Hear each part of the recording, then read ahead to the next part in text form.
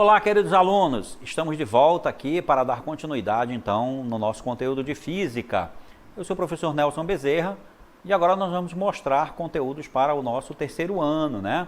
Vamos falar hoje sobre o princípio de atração e repulsão, conservação de cargas, a quantização da carga elétrica, processos de eletrização, quais sejam eletrização por atrito, eletrização por contato, eletrização através da indução.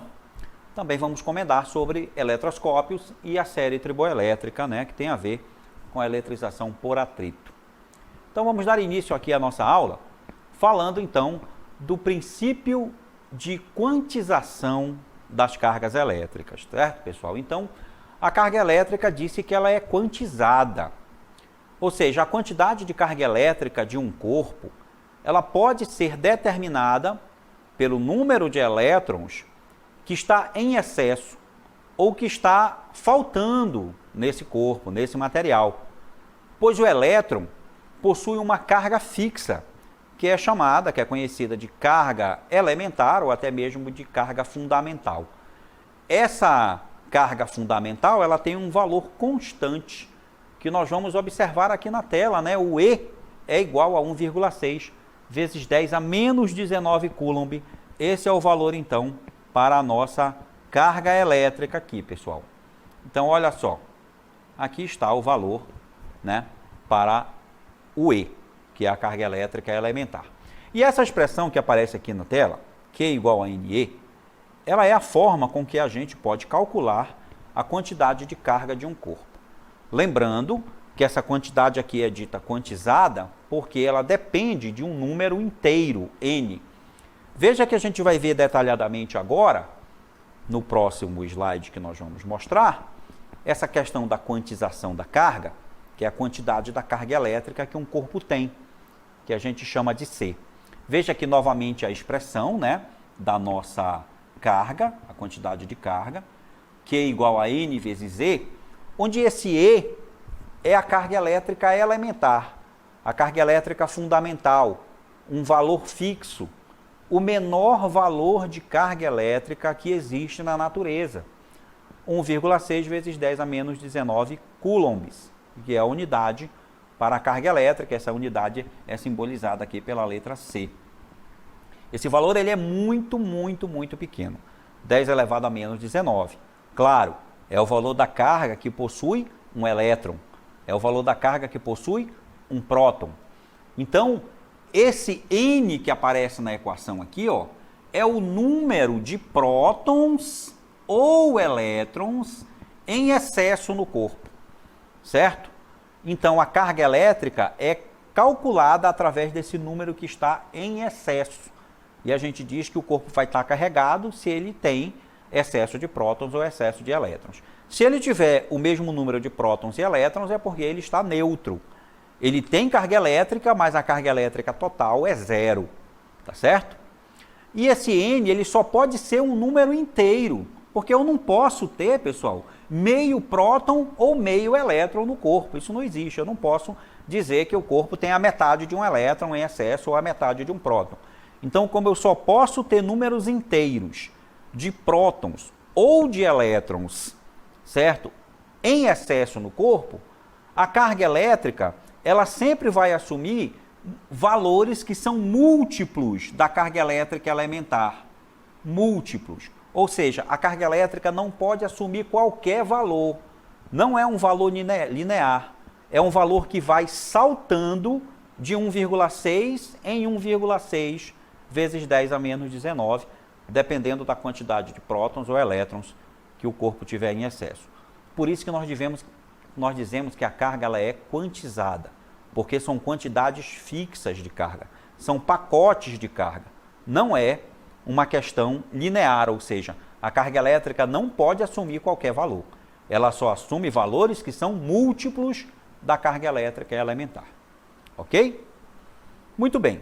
Falamos então da quantização da carga. Agora vamos falar exatamente sobre a questão do princípio da atração ou da repulsão entre corpos carregados. E aí nós temos aqui no desenho as situações que são possíveis. Veja só, O próton é considerado sempre uma partícula com um sinal positivo e o elétron é considerado uma partícula com um sinal negativo. Eles têm comportamentos opostos. E aí, se eu tiver corpos carregados, próximos um do outro, com sinais contrários, então esses corpos serão atraídos um na direção do outro. Então, nessa situação aqui, ó, dessa parte, a gente tem atração entre os corpos carregados. Por quê? Porque esses corpos aqui são corpos que estão carregados com cargas de sinais opostos. Então, corpos com cargas de sinais opostos se atraem. Já corpos com cargas de mesmo sinal, que é a situação aqui do outro lado, a gente vai ter então a repulsão. É o que está aqui, ó. Repulsão nessa situação de corpos que têm cargas com o mesmo sinal. Ou os dois são positivos, ou os dois são negativos. Observe aqui que no caso da atração, as forças que aparecem aqui, as forças elétricas, né, elas estão indicando que os corpos estão se atraindo. Já lá no outro lado da repulsão, as setas que representam as forças estão mostrando que os corpos estão se repelindo. Então esse é o princípio da atração e da repulsão. Vamos falar de um outro princípio importante da nossa eletrostática, que é exatamente o princípio da conservação das quantidades de carga elétrica. Então, o que diz esse princípio? Diz que em um sistema eletricamente isolado, né, um sistema isolado, a soma algébrica das quantidades de carga no início de um processo é igual à soma algébrica das quantidades de carga elétrica no final do processo. Vamos exemplificar essa situação nessa imagem. Observe aqui que eu tenho, de um lado, 3 cargas elétricas, carga elétrica no corpo A, no corpo B e no corpo C. Ao lado de cada corpo, eu coloquei aqui o número, né, que representa a quantidade de carga, um número fictício. Então aqui eu tenho esse corpo A com mais 10, eu tenho aqui o corpo B, o corpo C com mais 11, e o corpo B tem uma quantidade de carga negativa, excesso de elétrons, que vale menos 6. Observe que se eu somar essas quantidades de carga nessa parte da imagem, na parte esquerda da imagem, se você fizer uma simples soma algébrica, somando 10 mais 11, somado com menos 6, né? Quanto é que vai dar essa soma? Quanto é que vai dar esse valor aqui? Se a gente somar esses 3 valores, né? A gente vai obter, então, exatamente 15. Então, veja que a quantidade total de carga aqui é 15. Se eu pegar esse sistema aqui, A, B e C, e fazer contato entre as 3 cargas, ou, de qualquer forma, interagir com esses corpos, eu posso mudar a quantidade de carga deles. Mas eu não posso mudar a quantidade de carga total, porque a quantidade de carga total tem que se conservar. É o princípio da conservação das quantidades de carga. Ou seja, a soma algébrica antes de qualquer processo entre os corpos é idêntica à soma algébrica depois que esse processo acontece. Observe que do lado direito da imagem, se você somar as quantidades de carga, vai obter o número 15 também. Ou seja, a carga ela é conservativa, a carga se conserva. Tá certo? Esses princípios aí são importantes para a gente entender os processos de eletrização, os quais a gente vai comentar agora. Começando pelo processo de eletrização por atrito. Esse processo de eletrização por atrito, ele consiste em atritar 2 corpos diferentes. Se os corpos forem iguais, não vai haver eletrização por atrito, iguais sendo feitos do mesmo material, tá, pessoal? Então, quais são as condições iniciais para a eletrização por atrito? Os 2 corpos são isolantes e estão eletricamente neutros. Número de prótons igual ao número de elétrons. Como é que se faz esse processo? Atritando os 2 corpos, esfregando um corpo no outro, como a gente vê aí na imagem, né? Uma flanela sendo esfregada no vidro. E esse processo vai fazer com que os corpos troquem cargas elétricas entre si. Um desses corpos vai perder elétrons e o outro vai ganhar elétrons. Vamos ver aqui um detalhamento do processo. Na próxima imagem nós vamos ver aqui um processo de eletrização por atrito entre o vidro e a lã. Inicialmente neutros, aqui na primeira parte da imagem. Na segunda parte, eu esfrego, eu atrito a lã e o vidro. E o que é que acontece então? Depois que eu faço esse atrito, o vidro fica carregado com carga positiva, ou seja, o vidro perde elétrons e a lã ganha. Nesse processo, a lã arrancou elétrons que estavam na barra de vidro e depois que eu separo os corpos, então eu tenho dois corpos carregados, um com cargas de sinais opostos. É o efeito. Os corpos ficam eletrizados com cargas elétricas de sinais opostos, mas mesmo módulo. Lembra que a quantidade de carga é conservada? Isso significa que a quantidade de elétrons que o vidro perdeu é exatamente igual à quantidade de elétrons que a lã ganhou. Isso aí para que seja obedecido o princípio da quantidade de carga, né? Ser constante. Agora a eletrização por contato. É um processo mais simples. Veja o que acontece na eletrização por contato. Condições iniciais. Dois corpos condutores e pelo menos um deles está eletrizado. Veja que lá, na atrito, os dois estavam neutros. Causa. É só encostar um corpo no outro, né? Encostou, o que acontece? O corpo que está eletrizado transfere elétrons para o corpo que não está eletrizado. Entrou em contato, os dois ficam eletrizados, só que com cargas de mesmo sinal, diferente lá do atrito, que eram sinais opostos. Aqui eu tenho corpos carregados com carga de mesmo sinal. E o efeito, né, já comentei, que os corpos ficam carregados com carga de mesmo sinal. E tem um detalhe, se esses corpos forem idênticos, do mesmo tamanho e tiverem a mesma forma geométrica, eu posso até calcular quanto é a quantidade de carga que os corpos ficaram depois do contato, fazendo uma média aí, somando a carga de A mais a carga de B e dividindo por 2. Agora o terceiro processo, eletrização por indução. A eletrização por indução tem as seguintes condições iniciais. Eu vou ter dois corpos condutores, um já deve estar eletrizado, que a gente chama de indutor, e o outro está neutro, que a gente chama de induzido. Qual é a causa? O indutor é aproximado do induzido. O induzido, então, é ligado à superfície da Terra, faz-se um aterramento. E aí eu vou ter, então, esse corpo induzido ficando eletrizado, como mostra aqui na imagem. Vamos observar aqui a imagem, que diz aqui a primeira parte do processo. Eu aproximo o corpo A, que já está eletrizado com carga positiva, do corpo B, isolante, que está neutro. Quando eu aproximo, os elétrons do corpo B são atraídos para a parte próxima do indutor, que é o corpo que está carregado. Nesse momento eu faço essa ligação aqui com a Terra, pessoal, ó, esse aterramento. O que acontece então? Nesse momento que eu faço o aterramento, a Terra percebe e é induzida a achar que esse corpo está com falta de elétrons, porque os elétrons foram atraídos aqui para a extremidade do corpo, né, nesse ponto. E aí a Terra manda elétrons para esse corpo. Depois, a Terra fica mandando elétrons, então ele vai ter excesso de elétrons.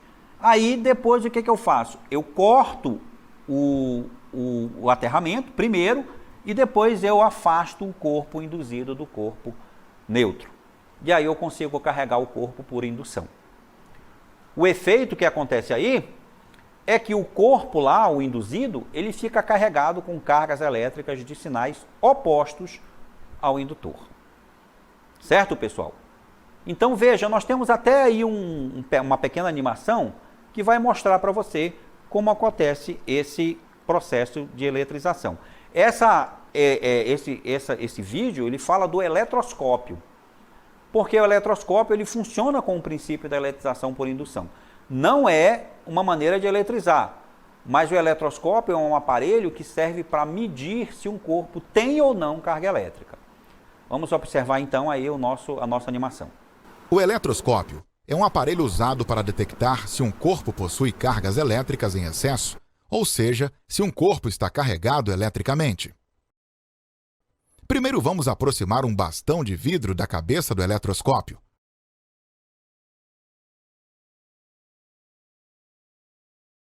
Veja que nada acontece com o eletroscópio. Isso porque o bastão de vidro está neutro.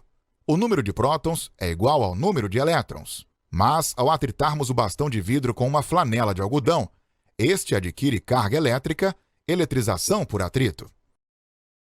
Agora o bastão de vidro está carregado, e ao aproximarmos o bastão de vidro da cabeça do eletroscópio, as cargas elétricas de sinais contrários às cargas do bastão são atraídas para a parte de cima do eletroscópio, fazendo com que as folhas do eletroscópio se movam, afastando-se uma da outra.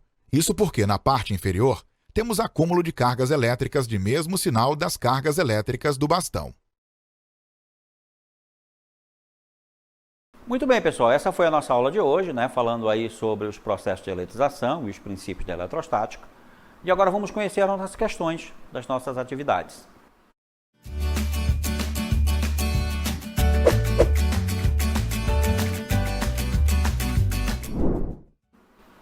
Questão número 1. Em certos dias do ano, frequentemente tomamos pequenos choques ao fecharmos a porta do carro ou ao cumprimentarmos um colega com um simples aperto de mãos. Em quais circunstâncias é mais provável que ocorra essas descargas elétricas? Você escolhe uma das opções aí e marca aquela que você achar que é a resposta.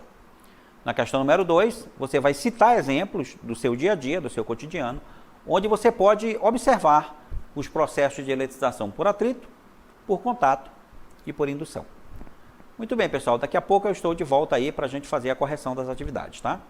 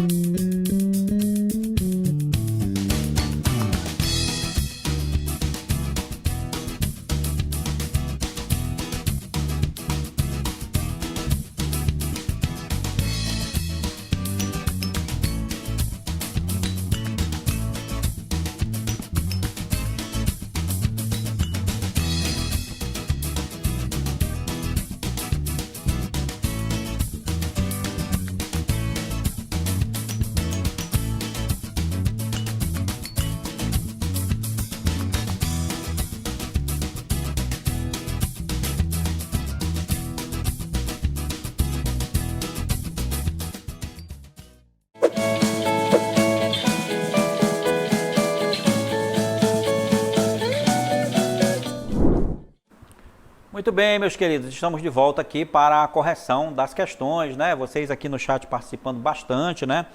Vou aqui falar o nome de alguns alunos, né, que estão participando aqui com as respostas aí da primeira e da segunda questão. A gente tem aqui o Gustavo, tem o João Vitor, Yasmin, Clícia, Diogo, Daniel Monte, né, Juliana, Ana Paula, colocando as respostas aí variadas, né? Letra B, letra D. A dúvida aqui com a primeira questão, que nós vamos tirar daqui a pouco, porque nós vamos fazer a correção, então, da nossa primeira questão, certo? Falando aqui o seguinte: em certos dias do ano, frequentemente, tomamos pequenos choques ao fecharmos a porta do carro ou ao cumprimentarmos um colega com um simples aperto de mãos. Em quais circunstâncias é mais provável que ocorram essas descargas elétricas? Então, nós temos as seguintes alternativas. Primeiro, em dias muito quentes e úmidos, porque o ar se torna condutor, né? Dificilmente o ar é um bom condutor de eletricidade, tá, pessoal? O ar, ele é considerado como um isolante, então essa letra A a gente já pode descartar. Bem, a resposta está logo na letra B. Em dias secos, pois o ar seco é um bom isolante e os corpos se eletrizam mais facilmente. Isso aí é verdadeiro, né? Dificilmente acontece na nossa região, porque nós moramos em uma região onde o clima é quente e úmido, então a umidade do ar aqui, ela dificulta essa questão da eletrização dos corpos, tanto seja por contato, atrito ou indução. Então, mas acontece essa questão da eletrização dos materiais em dias que são secos, né? Que a umidade do ar é baixa, porque a umidade é um fator determinante. Em dias frios e chuvosos, claro, como eu já expliquei que a letra B é a certa, essa letra C fica descartada. A letra D, a umidade do ar não influi, também está errado. E letra E, a umidade do ar não influi, também está errado. Já começa falando aí uma coisa que não é verdadeira, né? Então a resposta certa é a letra B, certo? Então o comentário que se faz aí é que a umidade do ar é um fator determinante para a eletrização de qualquer corpo, por qualquer processo. Tá legal? E agora a segunda questão. Cite exemplos do seu cotidiano onde se visualiza os processos de eletrização por atrito e contato. Eu vi aqui que alguns alunos colocaram, bem interessante, né? Um tipo de eletrização aí, um desses exemplos, que é aquele que, quando a gente desliga aquelas TVs antigas de tubo de imagem e aproxima o braço próximo, a gente vê aí que os espelhinhos são atraídos, né? Porque a tela da televisão ela fica eletrizada, né? Tem uma eletrização ali. Então a gente tem lá um tipo de eletrização. A gente pode também andar em dias secos, né? O atrito dos pés com o solo faz com que haja eletrização por atrito. Colocar o dedo na tomada é um exemplo, por exemplo, de contato, né? Você entrou em contato com o corpo ali carregado, né? Com a diferença de potencial, e você vai eventualmente tomar um choque, né? Por eletrização por contato. E nessa questão a resposta é bem pessoal, né? Eu já dei alguns exemplos que podiam ser a resposta. E aí você pensa aí em várias situações do cotidiano, às vezes quando a gente está no supermercado também, alguns materiais que são embalados, né, com aquele plástico, eles ficam eletrizados também, né, na eletrização por atrito, e assim por diante. Muito bem, pessoal, essa foi a nossa aula de hoje. Eu agradeço muito a participação de vocês. Espero vocês aqui na próxima aula e um bom descanso para vocês agora. Tchau.